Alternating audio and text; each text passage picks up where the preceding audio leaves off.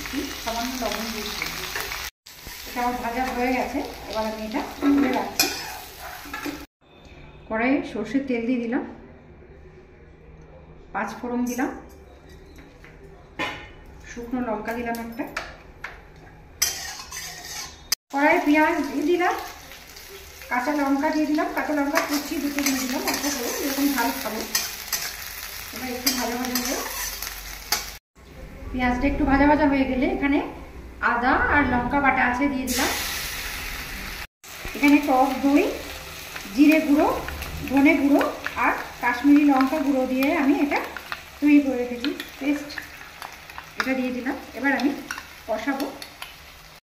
এলাচ, লবঙ্গ, দারচিনি অল্প একটু করে দিয়ে দিলাম। এটা আমার কষানো হয়ে এসেছে, এটা তেল ছেড়ে দিয়েছে মশলাটা।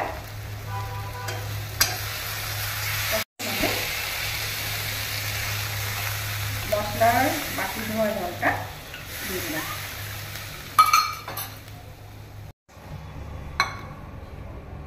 জল দেওয়ার পর আমি পেঁপে, আলু আর সয়াবিন যেটা হালকা করে ভাজা আছে এটা দিয়ে দিলাম।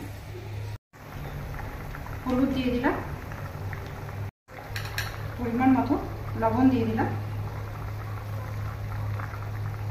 এটা আমার সিদ্ধ হয়ে গেছে, এবার আমি একটু ঘি দিয়ে দেবো এর মধ্যে।